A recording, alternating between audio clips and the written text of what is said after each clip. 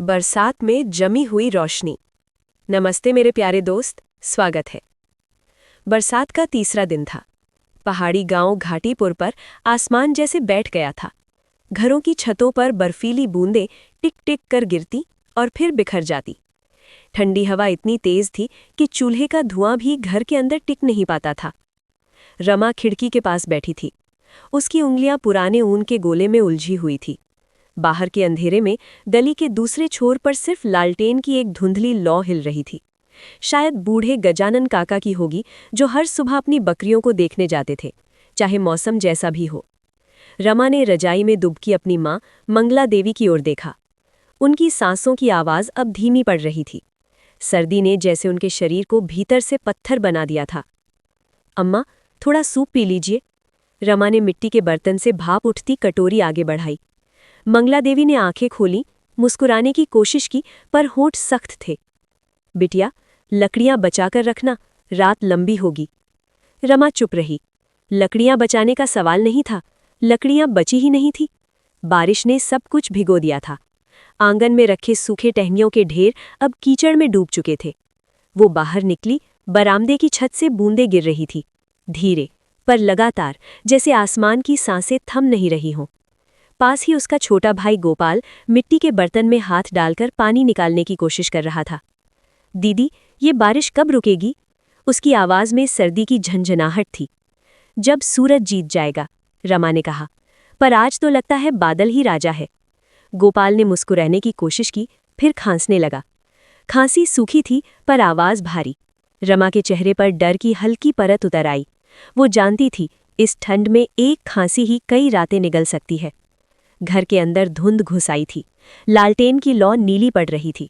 मंगला देवी बिस्तर पर कांप रही थी और रमा उनके पैरों पर पुरानी रजाई डाल रही थी। अम्मा, वैद्य जी के पास जाना होगा। इस मौसम में? मंगला देवी ने बमुश्किल बोला। नदी के उस पार रास्ता ही नहीं बचा बिटिया, सब बह गया होगा। रमा ने अपने भीतर की हिम्मत को खींच कर उठाया। वो बोली, अगर नहीं गई तो अम्मा, गोपाल की सांस रुक जाएगी। बाहर जाते ही हवा ने उसका सिर झकझोर दिया। पहाड़ की ढलानों पर धुंध ऐसे बिछी थी जैसे किसी ने रुई के गट्ठर खोल दिए हों। हर कदम पर मिट्टी फिसलती, कपड़े भीगते और ठंड भीतर तक उतरती जा रही थी। पर रमा चलती रही, अपने छोटे भाई की सांसों की आवाज़ कानों में लिए। रास्ते में उसने देखा, गजानन काका अपनी झोंपड़ी के दरवाजे पर गिरे पड़े हैं। शायद बकरियों को संभालते हुए फिसल गए थे। उनकी आंखें आधी खुली थी, शरीर ठंड से सख्त। वो कांपते हुए उन्हें सहारा दिया, पर काका की हथेलियां बर्फ जैसी हो चुकी थी। वो सिहर गई, फिर उनके शरीर को रजाई से ढक दिया। बारिश अब बर्फ के कणों में बदल चुकी थी। रमा की सांसें धुआं बनती और गायब हो जाती। बस थोड़ा और, वो बुदबुदाई। वैद्य जी की कुटिया अब सामने थी, पर वहां का दरवाज़ा बंद था। उसने जोर से पुकारा, बद्री बाबा, दरवाज़ा खोलिए। भीतर से धीमी आवाज़ आई, कौन है इस वक्त?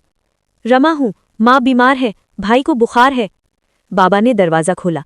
उनके पीछे जलते दीपक की गर्म पीली रोशनी ने जैसे रमा की आंखों में थोड़ी उम्मीद भर दी। बिटिया, तू इस तूफान में आ गई? घर में सब ठंड से जम रहे हैं बाबा। बाबा ने जल्दी जल्दी कुछ जड़ी बूटियां उठाई, एक पुरानी शीशी में काढ़ा डाला और बोले, इसे पिला देना और चूल्हा किसी भी तरह जला लेना। आग से बड़ी दवा इस ठंड में कोई नहीं। रमा ने सिर हिलाया, शीशी को अपने आंचल में बांधा और लौट पड़ी। वापस जाते हुए हवा और तेज हो गई थी, पर अब उसके भीतर डर नहीं था। वो अपने कदमों से रास्ता बना रही थी। हर छींटा, हर ठंडी बर्फीली बूंद अब उसे रोक नहीं पा रही थी। जब वो भर पहुंची तो रात उतर चुकी थी। लालटेन की लौ लगभग बुझने को थी। गोपाल खांसते हुए अम्मा के पास पड़ा था। रमा ने जल्दी से काढ़ा पिलाया, फिर लकड़ियों की जगह पुराने अखबार और पुआल रखकर चूल्हा जलाया। धीरे धीरे आग भभकी और उस आग के साथ पूरे घर में एक सुनहरी रोशनी फैल गई। अम्मा ने आंखें खोली। रमा, लौ जल रही है? रमा मुस्कुराई। हाँ अम्मा, रोशनी लौट आई है। बाहर बारिश अब भी थी, पर भीतर पहली बार गर्मी थी।